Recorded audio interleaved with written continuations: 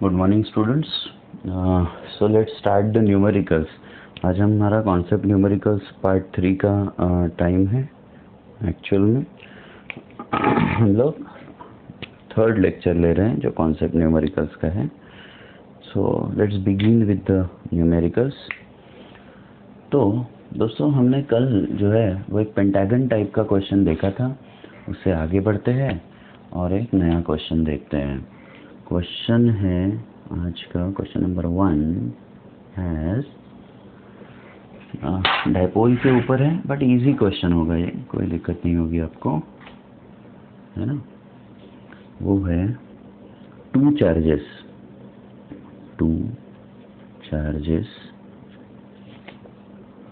Of plus या minus 0.2 microcoulomb and plus minus 0.2 microcoulomb are placed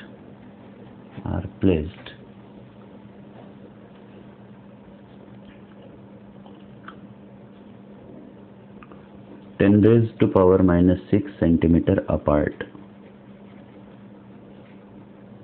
Calculate the electric field. हम बोलेंगे find electric field intensity E at an axial point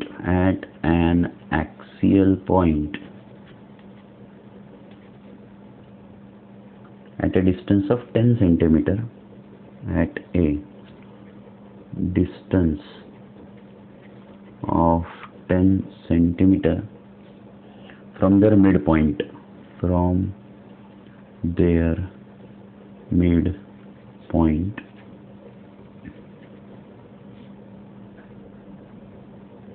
ठीक है। तो ये हुआ हमारा क्वेश्चन। ठीक है दोस्तों, आगे बढ़ते हैं। तो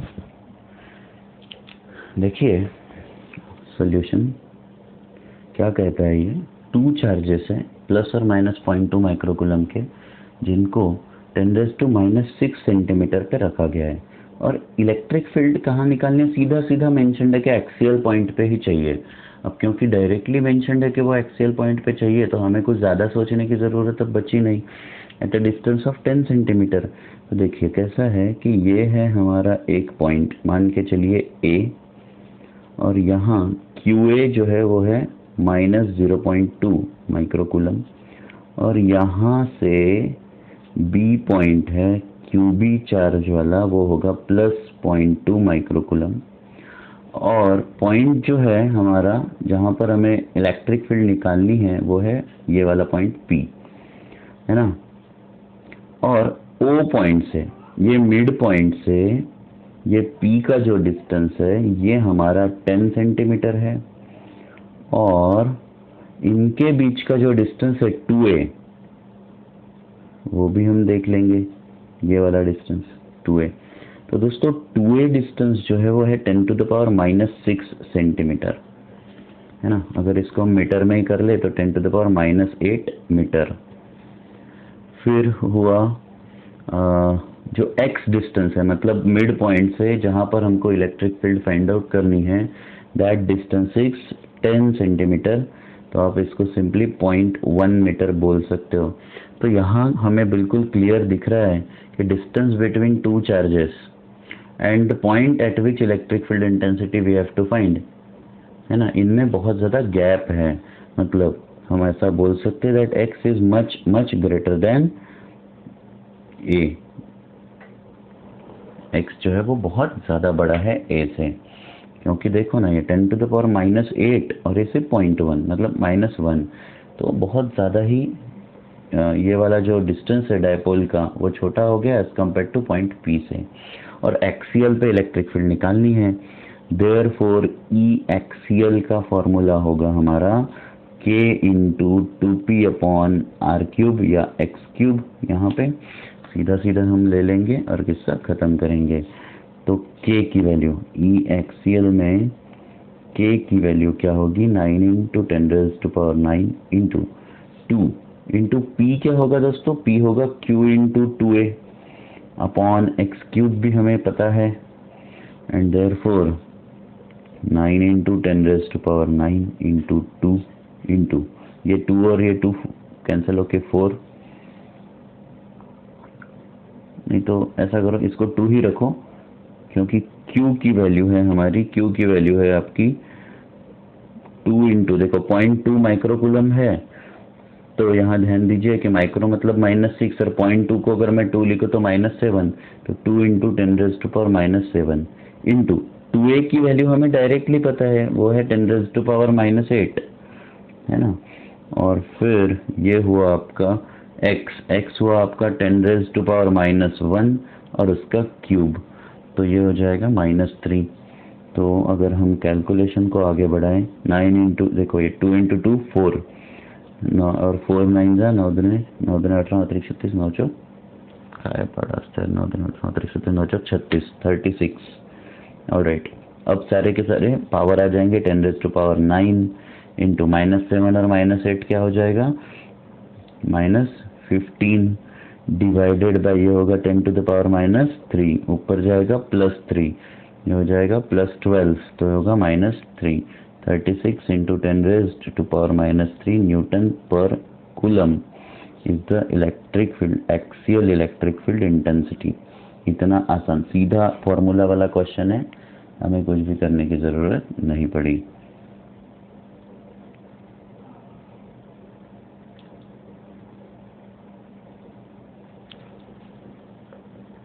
चलो ठीक है, आगे बढ़ते हैं इस क्वेश्चन के साथ। हो गया आपका नोट डाउन? तो हम यहीं पर नेक्स्ट क्वेश्चन लिख ले रहे हैं, ताकि पता नहीं होगा कि नहीं, हो जाना चाहिए। क्वेश्चन नंबर 2 आज का। मुझे लगता है थोड़ा सा स्क्रीन छोटा हो गया है मोबाइल का, पर चलो मैं अभी डिस्टर्ब नहीं करता। Calculate the field due to an electric dipole of length 10 centimetre. क्या कहता है? कैलकुलेट ई फील्ड है ना, electric field due to an electric dipole,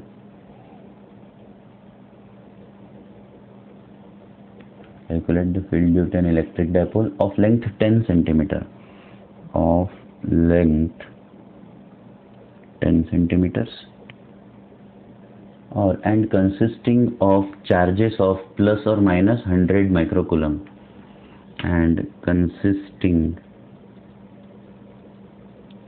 of charges of plus minus 100 microcoulomb at a point 20 centimeter from each charge. At a point 20 centimeter from each charge.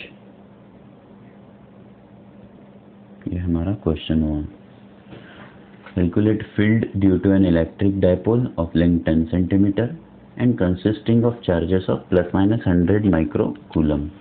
ठीक है, इतने question को हम screen पे रखते हुए बाकी सब सॉल्व कर लेते हैं। तो चलो, आपको स्क्रीन पे वो क्वेश्चन कंटिन्यूसली दिख रहे हैं, हम इसके सॉल्यूशन पे आएंगे। सॉल्यूशन देखो क्या कहता है कि हमको एक फील्ड निकालनी है इलेक्ट्रिक डायपोल की वजह से बनने वाली, है ना, और वो कहाँ निकालनी है?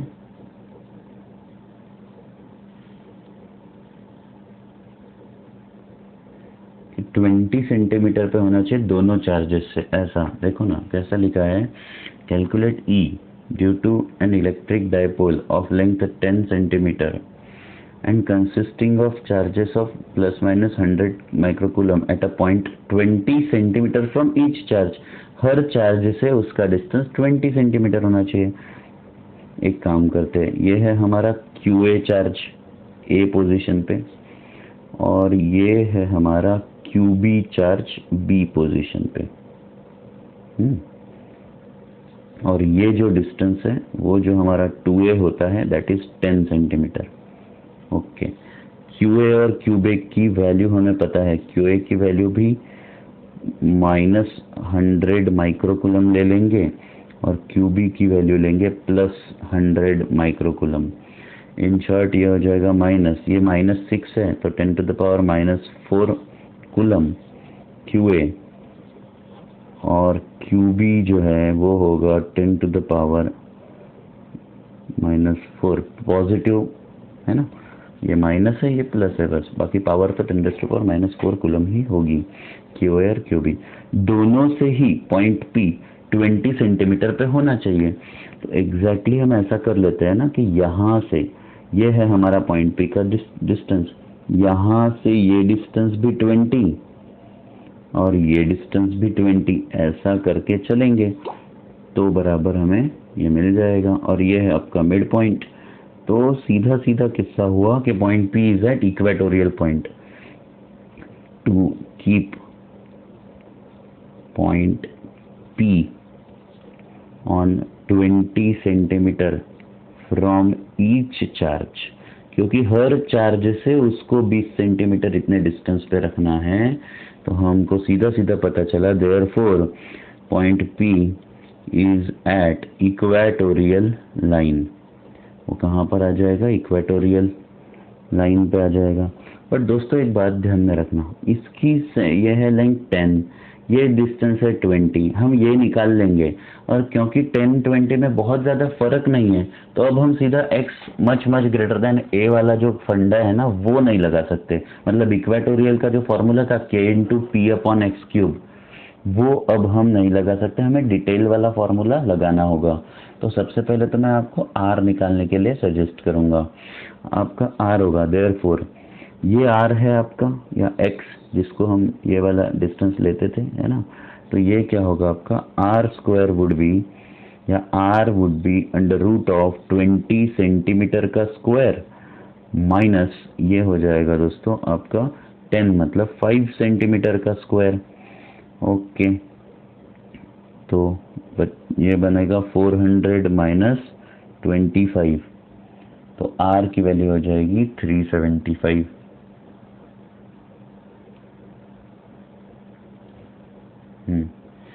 यार ये कैलकुलेशन जो पार्ट है ना वो करना तो पड़ेगा ही अभी।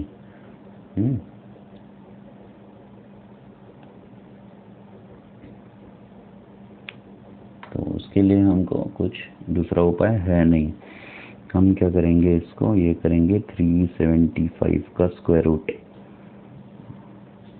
ये सेंटीमीटर्स में हम सब कुछ कैलकुलेट कर रहे हैं, फिर इसको हम मीटर्स में कर लेंगे एंड में, ठीक है।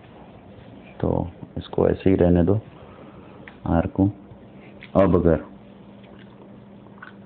आपको देयरफॉर हम बोलेंगे ई इक्वेटोरियल का अगर आप फॉर्मूला याद करोगे, ये हो जाएगा k/p/, ये होगा r² + a² to the power 3/2, ऐसा होने जा रहा है वो।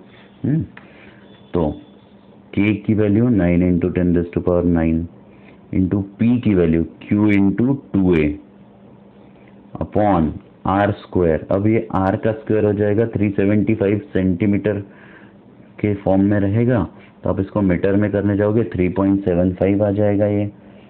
स्क्वायर करोगे तो देखो ये सब कुछ जो कैलकुलेशन है वो 20 का स्क्वायर है ना, सेंटीमीटर, ये भी सेंटीमीटर, तो ये जो आंसर आया वो सेंटीमीटर में है। अगर आप इसको कैलकुलेट करना चाहते हो या इसको स्क्वायर करना चाहते हो तो ये 10⁻⁻² होगा। और फिर देखो यहाँ पे, और फिर अगर आप इसको स्क्वायर करोगे तो ये 375 × 10⁻⁴ हो जाएगा। तो ये होगा आपका 0.375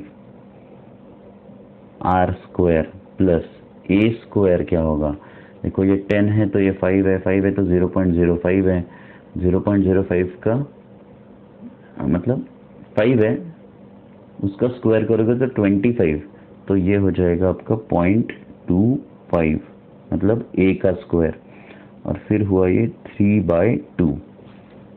ओके, तो ये बनी चीज़ें 9 × 10⁹ इंटू q जो है चार्ज है आपका 100, तो ये हो जाएगा 10⁻⁴ कूलम इंटू 2a तो आपका 10 सेंटीमीटर था ही, तो 10⁻⁻1 मीटर में अपॉन ये हो जाएगा देखो 0.375 + 0.25 है, तो ये हो जाएगा 0.4 3/2 अब इसका स्क्वायर रूट लेके, क्यूब लेके, जो कुछ जैसे भी फाइंड आउट करना चाहते हो वो आप करिए। वो होगा एक्चुअल में 0.2, अगर इसका स्क्वायर रूट लेते हो तो, और फिर उसका क्यूब लीजिए। तो आप जब इसको कैलकुलेट करोगे आपको आंसर मिलेगा 1.125 इंटू 10⁻⁷ न्यूटन पर कूलम। कैलकुलेशन आप ज़रूर करके देखिए, बहुत डिफ़िकल्ट भी नहीं है, आसान कैलकुलेशन है। You just try it at your level, right. I want you to try this. चलो ठीक है, ये हो गया आपका डायपोल का। देखो कभी कभी हमें सीधा शॉर्टकट फॉर्मूला यूज़ करना पड़ता है जब पॉइंट P का डिस्टेंस एक्चुअल डायपोल के लेंथ से बहुत ज़्यादा हो। बट इस वाले क्वेश्चन में क्या हुआ था, पॉइंट P का डिस्टेंस कंपेरेटिव था, हम कंपेयर कर सकते थे, बहुत ज़्यादा नहीं था। ये जो आपका डिस्टेंस था डायपोल के लेंथ का और पॉइंट P का, ये डिस्टेंस में बहुत ज़्यादा डिफरेंस नहीं था, है ना। इसलिए हमने एक्चुअल जो ओरिजिनल फार्मूला था, है ना, उसको यूज़ किया। ये आपको समझ में आना है कि कैसे हम कब वक्त पे, कौन से वक्त पे कौन सा फार्मूला हम यूज़ कर सकते हैं। ऑलराइट, अब मैं एक बहुत ही इंटरेस्टिंग क्वेश्चन लेने जा रहा हूँ और आप इस पे ध्यान दीजिएगा। क्वेश्चन नंबर 3, ये एक बहुत अच्छा और फंडामेंटल क्लियर करने वाला क्वेश्चन होगा। 4 charges +4 -3 +2 and +3 coulomb are placed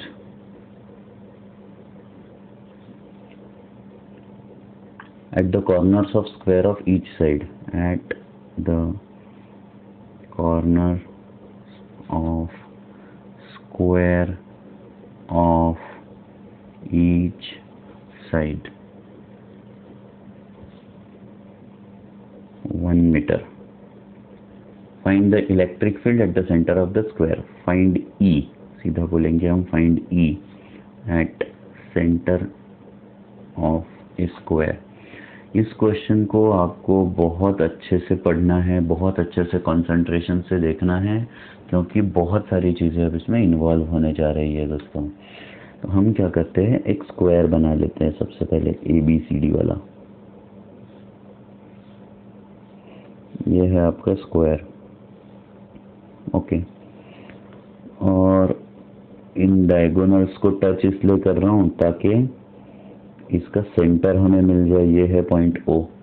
अब हम ले रहे हैं A, B, C और D पॉइंट्स।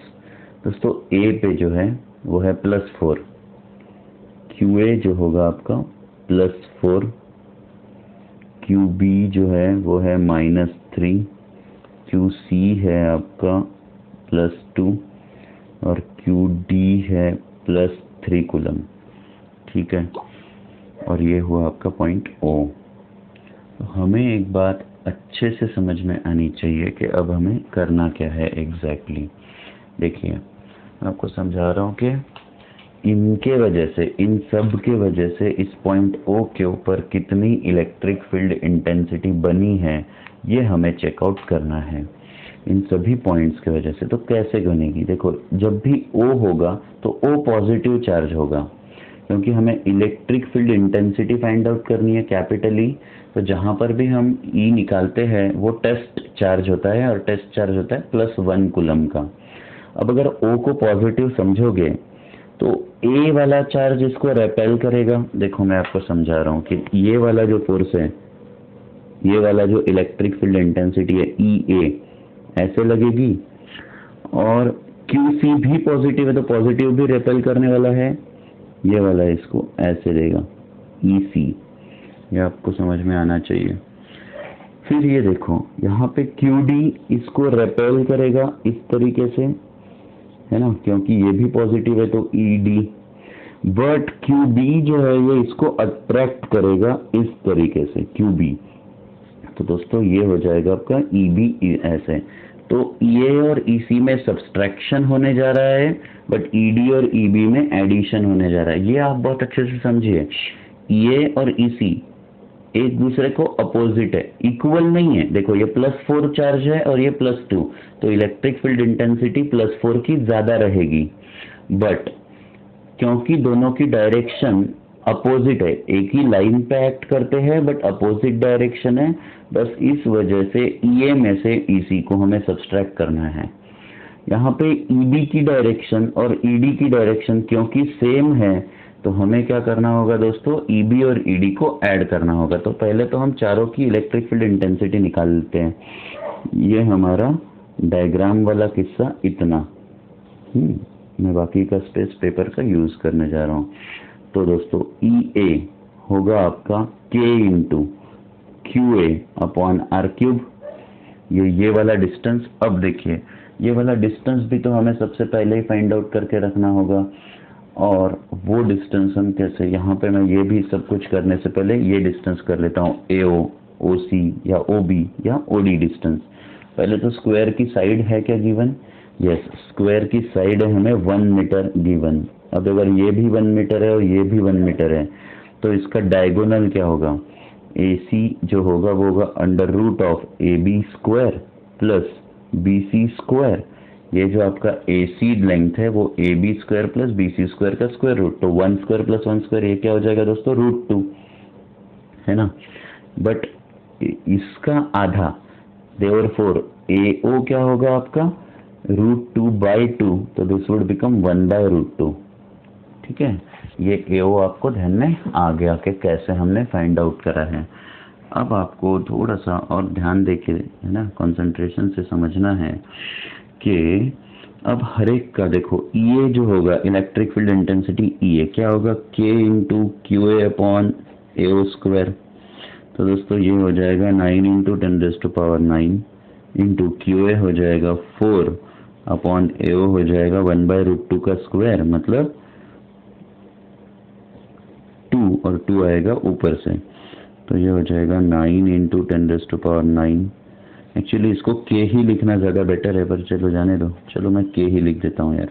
K इंटू ये हो जाएगा 8, √2 का 2 और ये ऊपर से गया 4 इंटू 2 8, तो 8K। इलेक्ट्रिक फील्ड इंटेंसिटी कितनी होगी दोस्तों, 8K। K की वैल्यू 9 इंटू 10⁹। सिमिलरली करता हूँ, सिमिलरली क्या होगा, EB क्या होगा, EC निकाल दो, EC। अब EC अगर हम निकालते हैं तो ये होगा, और ये इसका डायरेक्शन क्या है, अलोंग AO, A से O, और EC क्या होगा आपका K into QB upon CO square. अब K तो ठीक है, QB हुआ 2 और CO स्क्वायर फिर से 2, तो ये हो जाएगा अपॉन 1/√2 का स्क्वायर, और ये √2 ऊपर से जाके 2 ऊपर से जाके 4 हो जाएगा, तो EC हो जाएगा दोस्तों 4K। बट यहाँ एक बात ध्यान रखिएगा कि EA देखो, ये पॉइंट O है, अगर EA ऐसे काम कर रहा है EA, तो EC जो है वो इस तरीके से काम कर रहा है, हम इसको लगे तो अलोंग CO लिख देते हैं। देयरफॉर EAC मतलब दोनों का रिजल्टेंट क्या होगा, तो ये होगा आपका EA माइनस EC, और EA माइनस EC क्या होगा, 8K माइनस 4K हुआ आपका 4K, और किस तरफ, ये होगा अलोंग OC, अलोंग OC या AO, ऐसा मान लो। ठीक है, अब मैं इस पेज के 2 हिस्से कर रहा हूँ, और देखो पहले आपको ये डायग्राम, फिर ये लिखना है, फिर ये, और फिर ये, ऐसा है वो सीक्वेंस। तो अब देखिए ED क्या होगा, ED होगा आपका K into QD by DO square.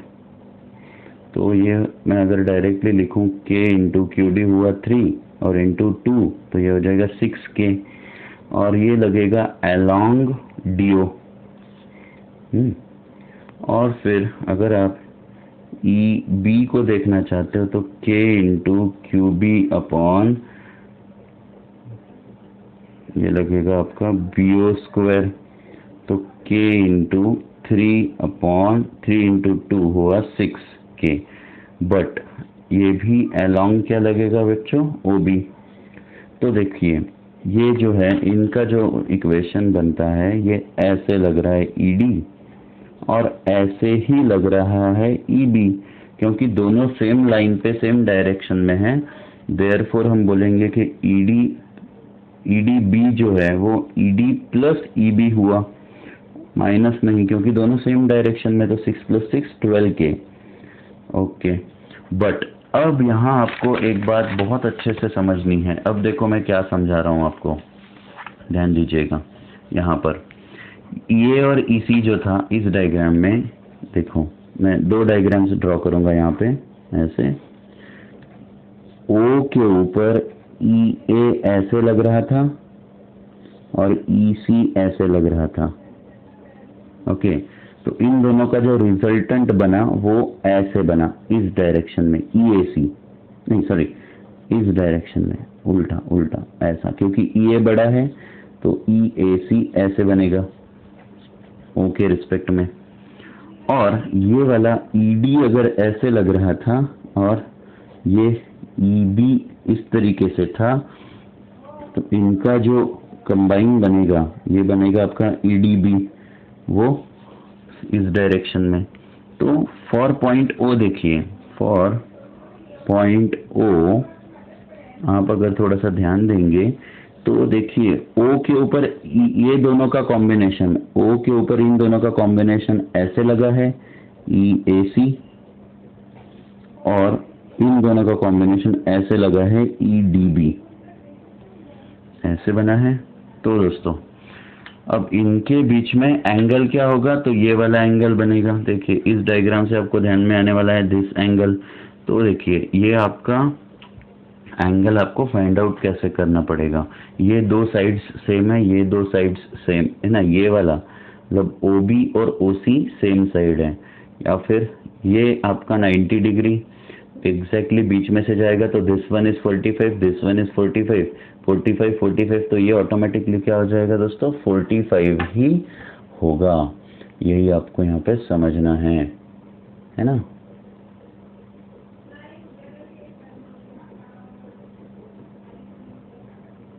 नहीं ये 45, ये 45, तो ये 90 होगा दोस्तों, है ना। देखिए ये वाला जो एंगल है ये 90 डिग्री बनेगा दोनों के बीच का। कैसे, क्योंकि ये 45 एंगल, ये 45, 45 45 इज 90, 90 + 90 हो जाएगा 180। तो ये अगर ट्रायंगल देखोगे BOC, तो this one is 45 and this one is also 45, तो ऑब्वियसली दिस इज 90 डिग्री। ये आपको समझा है ना, ये 45, ये 45, तो दिस वन इज 90। अब क्योंकि ये 90 डिग्री है, देयरफॉर E जो बनेगा दोनों का रिजल्टेंट वो बनेगा EDB का होल स्क्वायर प्लस EAC का whole square plus twice EA ED वगैरह करते cos थीटा करते, पर थीटा का 90 होता, और क्योंकि 90 होता तो वो फैक्टर 0 हो जाता। बस इस वजह से अब हम इनको क्या करेंगे, EDB की जो वैल्यू है वही 12K का स्क्वायर प्लस ये होगा आपका 4K का स्क्वायर। आप इसमें क्या करोगे दोस्तों, 1, ये इसमें से भी 4K स्क्वायर आप बाहर निकाल लो, ये हो जाएगा आपका 4 त्रिक 12, तो 3 स्क्वायर प्लस 1, तो ये हो जाएगा 10, 10 × 4, तो ये हो जाएगा 2K √10, 2 × K की value 9 × 10⁻⁹ into √10 is your actual electric field intensity, 18 × √10 is your electric field intensity total। ये आपको समझना है, ठीक है। इस तरीके से क्वेश्चन हमारा चलेगा या होगा। और अब हाँ, इसकी डायरेक्शन भी निकालना बहुत ज़रूरी है, ये भी आपको समझना है कि डायरेक्शन हमने कैसे निकाली। तो डायरेक्शन निकालने के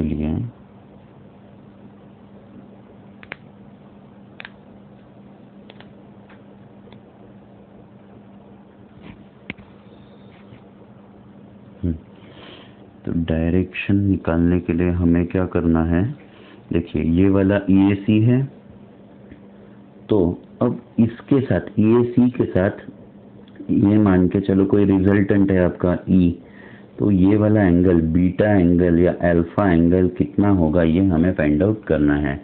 तो आप इसको कैसे निकालोगे, अगर आप इसको पैरेललोग्राम कंप्लीट कर लेते हो, look how to do this. अगर ये पैरेललोग्राम, अभी ये दिख नहीं रहा है पर ऐसा पैरेललोग्राम हमने कंप्लीट किया, तो ये ईडी बी ही साइड ये वाली होगी, तो ये होगा अपोजिट अपॉन एडजेसेंट। देयरफॉर हम बोलेंगे tan अल्फा, tan अल्फा होगा आपका ईडी बी अपॉन एडजेसेंट होगा आपका ई ए सी। तो ईडी बी की वैल्यू हमें पता है कि ये 12K है और ई ए सी की वैल्यू हमें पता है कि ये 4K है, तो ये हो जाएगा 3, है ना, tan इनवर्स ऑफ 3। ये बनेगा आपका एक्चुअल में